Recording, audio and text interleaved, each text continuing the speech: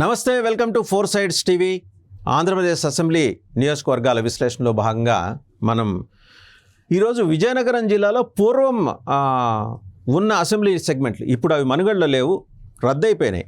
వాటి గురించి కొన్నిటి గురించి ప్రత్యేకంగా మాట్లాడుకోవాలి. కారణం ఏంటంటే డీలిమిటేషన్ ఎక్కువ సందర్భాల్లో చోటు చేసుకుంది అటు శ్రీకాకుళం విజయనగరం జిల్లాలని మనం ప్రత్యేకంగా చెప్పచ్చు. ఉత్తరాంధ్రలో రకరకాల కారణాలు, బీసీ ఓటింగ్లో వస్తున్న మార్పులు కావచ్చు, స్థానికంగా కాంగ్రెస్ పార్టీ చేసిన ప్రయోగాలు కావచ్చు.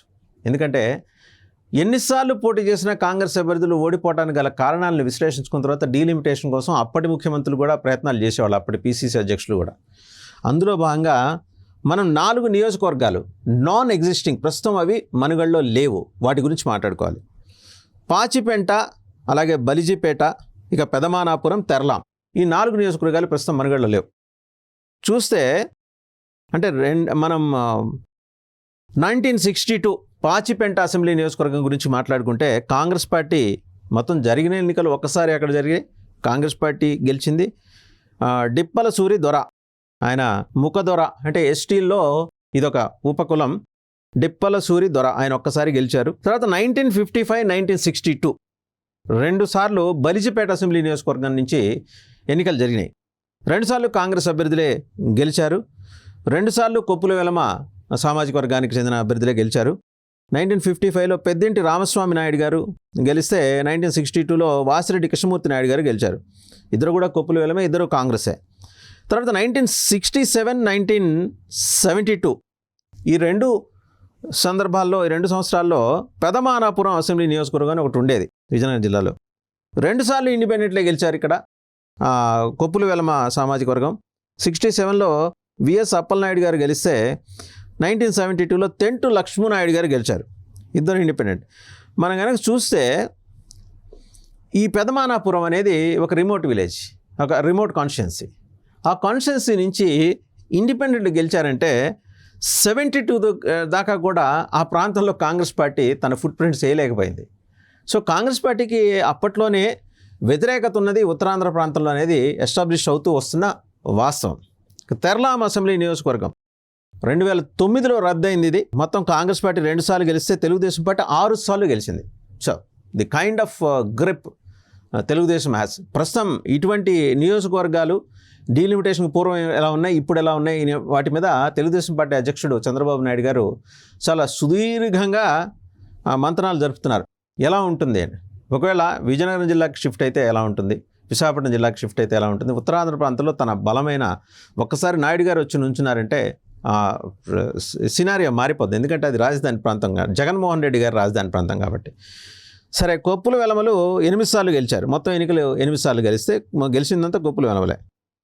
ఒకసారి 1978లో వాసిరెడ్డి వరదరామారావు గారు తెర్లాం అసెంబ్లీ నియోజకవర్గం నుంచి కాంగ్రెస్ పార్టీ అభ్యర్థిగా గెలిచారు, కొప్పుల వెలమ. ఈ నియోజకవర్గం నుంచి గెలిచిన వాళ్ళందరూ కొప్పుల వెలమే. మళ్ళీ ఆయన 1999లో వాసిరెడ్డి వరదరామారావు గారే కాంగ్రెస్ పార్టీ నుంచి గెలిచారు. సో ఆయన అక్కడ పార్టీ మారలా.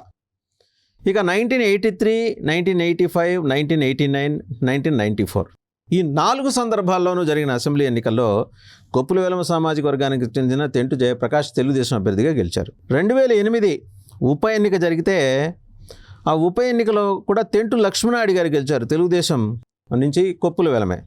సో ఓవరాల్గా ఏంటంటే కాంగ్రెస్ పార్టీ 2 సార్లు, ఆ 2 సార్లు కూడా వాసిరెడ్డి వరదరామారావు గారు రిప్రజెంట్ చేశారు. మిగిలిన 6 సార్లు తెల్లాం అసెంబ్లీ నియోజకవర్గం నుంచి తెంటు ఫ్యామిలీయే. 5 సార్లు తెంటు జయప్రకాష్ గారు గెలిస్తే 2008లో జరిగిన ఉప ఎన్నికలో తెంటు లక్ష్మీనాయుడు గారు గెలిచారు తెలుగుదేశం నుంచి. సో ఈ 3 అసెంబ్లీ నియోజకవర్గాల గురించి ఎందుకు ప్రత్యేకంగా విడిగా మనం ఈ డీలిమిటేషన్కు పూర్వం ఎలా ఉండేవి, వాటి నైసర్గిక స్వరూపం ఏంటి, వాటి అక్కడున్న వారి రాజకీయ నేపథ్యం ఎలా పనిచేసిందని చూస్తే ఎక్కువ నాన్ కాంగ్రెస్ ఇన్ఫ్లుయెన్స్ ఉన్న ప్రాంతంగా ఈ 3 నియోజకవర్గాల్ని మనం చూడాల్సి ఉంటుంది. సో అది అక్కడితో అయిపోయింది. ఇక నెక్స్ట్ బొబ్బిలి అసెంబ్లీ నియోజకవర్గం చాలా ప్రిడామినెంట్ కాన్స్టిట్యుయెన్సీ అసెంబ్లీ సెగ్మెంట్. ఈ నియోజకవర్గానికి ఉన్న పేరు సామాన్యమైనది కాదు.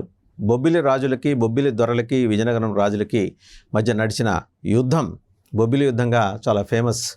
వీరు పద్మనాయక వెలమ సామాజిక వర్గం ఇక్కడ అధికంగా ఉంటుంది, వెలమ దొరలు ఉంటారు. సో అలాగే తూర్పు కాపులు కూడా చాలా బాగా ఉంటారు. బొబ్బిలి కోట చూడొచ్చు, తాండ్రపాపారాయుడు గారి వంశస్థులు ప్రస్తుతం చాలా సందర్భాల్లో ఇక్కడ ఎమ్మెల్యేలుగా గెలుస్తూ వస్తున్నారు. తూర్పు కాపులు ఇక్కడ 31.56% ఉన్నారు. కొప్పుల వెలమ 23.63% ఉన్నారు. మాల 7.15, తెలగ బలిజ కాపు 6.55, యాదవులు 6.07%.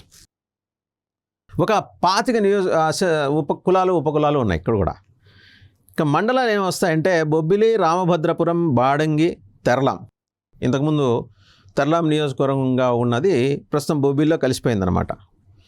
మొత్తం పోలింగ్ స్టేషన్స్ 264 ఉన్నాయి. ఓటర్స్ వచ్చి కిందటి అంటే 2022 జనవరి 5వ తేదీ నాటికి 2,22,000 మంది ఉన్నారు. అందులో మేల్ ఓటర్స్ 1,11,000, ఫిమేల్ కూడా అంతే 1,11,000, ఒక 100 అటు ఇటుగా ఉన్నారు అంతే. మొత్తంగా కాంగ్రెస్ పార్టీ 7 సార్లు గెలిచింది, తెలుగుదేశం 3 సార్లు గెలిచింది. ఇక్కడ వైఎస్ఆర్ కాంగ్రెస్ పార్టీ 2 సార్లు, ఇండిపెండెంట్ ఒకసారి, సోషలిస్ట్ పార్టీ ఒకసారి, జనతా పార్టీ ఒకసారి. మళ్ళీ మనం మాట్లాడుకున్నాం కదా, కృషికార్ లోక్ పార్టీ, ప్రజా సోషలిస్టు వీళ్ళ ఇన్ఫ్లుయెన్స్ మొత్తం ఉత్తరాంధ్రలో చాలా బలంగా ఉంది. అంటే ఒక బ్రహ్మాండమైన చైతన్యం అయితే, రాజకీయ చైతన్యం అయితే ఆ ప్రాంత ప్రజల్లో ఉంది. వెనుకబడిన ప్రాంతం అని నిరసించే వాళ్ళకి ఇదొక సూచిక. వెనకబడిన ప్రాంతం పెరిఫెరల్గా కనిపిస్తుందేమో, బట్ వాళ్ళు చాలా అంటే వ్యక్తిగతంగా వాళ్ళ భావజాలం కానీ వివిధ రకాల సాహిత్య రూపాల ద్వారా వారు తెలుసుకున్న సంగతులు కానీ వారిని సామాజికంగా చైతన్యవంతుల్ని చేశాయి. మొత్తం జరిగిన ఎన్నికలు 15 అయితే కొప్పుల వెలమలు 9 సార్లు, వెలమలు 6 సార్లు గెలిచారు.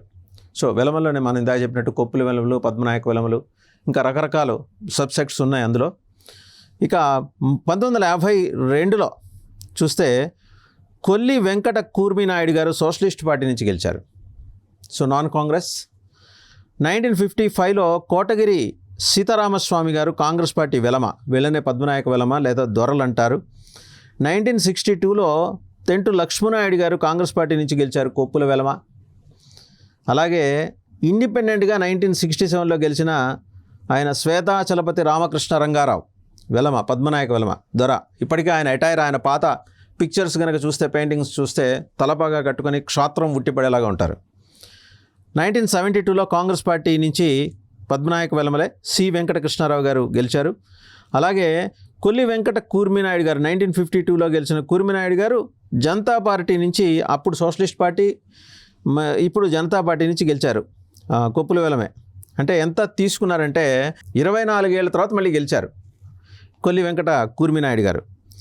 అలాగే 1983 నుంచి 1983, 1985, 1994 ఈ 3 సందర్భాల్లోనూ గెలిచింది శంబంగి వెంకట చిన్న అప్పలనాయుడు గారు తెలుగుదేశం పార్టీ నుంచి, కొప్పుల వెలమ. 83లో తెలుగుదేశం నుంచి, 85లో కూడా తెలుగుదేశం నుంచి, 1994 3 సందర్భాల్లో ఆయన తెలుగుదేశం నుంచి గెలిచారు. మధ్యలో 1989లో కాంగ్రెస్ పార్టీ నుంచి కొప్పుల వెలమ సామాజిక వర్గానికి చెందిన పెద్దింటి జగన్మోహన్ రావు గారు గెలిచారు. ఇక మళ్ళీ ఆయనే 89లో గెలిచిన ఆయన మళ్ళీ 1999లో పెద్దింటి కాంగ్రెస్ పార్టీ నుంచే గెలిచారు. ఇక 2004లో కాంగ్రెస్ పార్టీ నుంచి పద్మనాయక వెలమ, బొబ్బిలి రాజవంశస్థులు వెంకట సుజయకృష్ణ రంగారావు కాంగ్రెస్ పార్టీ నుంచి గెలిచారు. అలాగే 2009లో కూడా ఆయన కాంగ్రెస్ పార్టీ నుంచే. 2014లో మాత్రం వైఎస్ఆర్ కాంగ్రెస్ పార్టీ నుంచి గెలిచారు వెంకట సుజయకృష్ణ రంగారావు గారు. 2019లో వైఎస్ఆర్ కాంగ్రెస్ పార్టీ అభ్యర్థిగా కొప్పుల వెలమ సామాజిక వర్గానికి చెందిన 3 సార్లు ఆ నియోజకవర్గాన్ని రిప్రజెంట్ చేసిన శంబంగి వెంకట చిన్నప్పలనాయుడు గారు గెలిచారు 2019లో. సో బొబ్బిలి చరిత్ర ఇది. రాజవంశస్థులు ఉన్నారు, అలాగే వాళ్ళకి అనుబంధ కులమైన కొప్పుల వెలమలు కూడా ఇక్కడి నుంచి గెలుస్తూ వచ్చిన సందర్భం. మొత్తం ఎన్నికలు 15 సార్లు జరిగితే ఇప్పటివరకు దాంట్లో 9 సార్లు కొప్పుల వెలమలు, 8 సార్లు వెలమలు గెలిచిన సందర్భాన్ని ఇక్కడ మనం చూడొచ్చు. ఇది బొబ్బిలి అసెంబ్లీ నియోజకవర్గం గురించి. నాయుడు గారు బహుశా చంద్రబాబు నాయుడు గారు ఈసారి ఒక ప్రయోగం చేయబోతున్నారు, బొబ్బిలి నుంచి ఆయన కంటెస్ట్ చేయవచ్చునని ఒక సూచన అందుతోంది.